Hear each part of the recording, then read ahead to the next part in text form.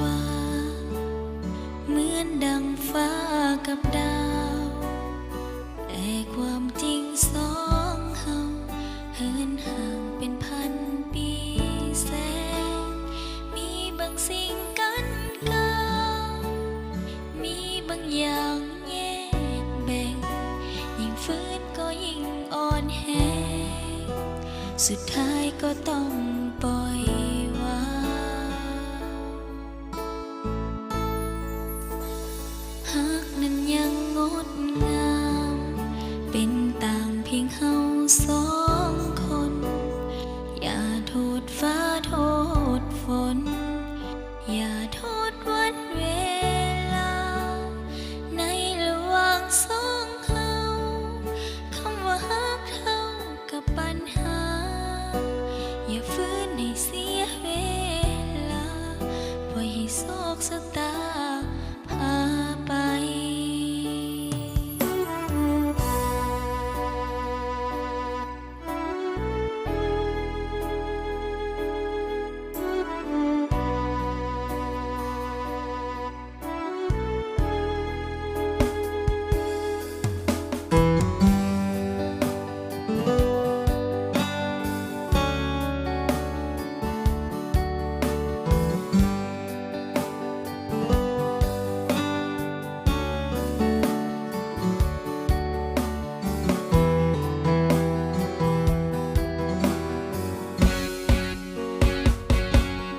จา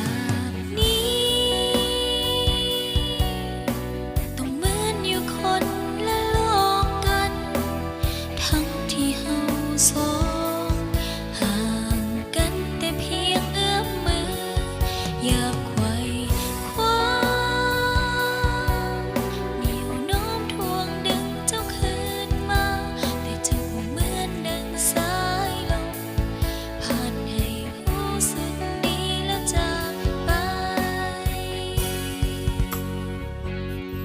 ไกลแสนไกล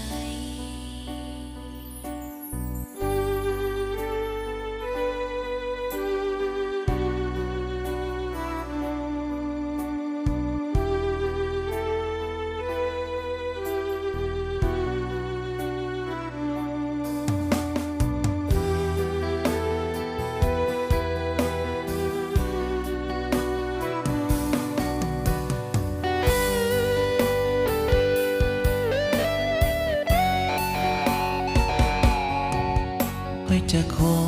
ยห่วงเจ้าจากที่ไกลไกลเมื่อยามที่เจ้าสุขใจ มีคนหนึ่งคนเฝ้าคอยยิ้มตาม จะบอกขอรบกวนให้เจ้าลำบากใจ ขออยู่ในที่แสนไกล สุขทุกข์จะคอยเฝ้าไถ่ถาม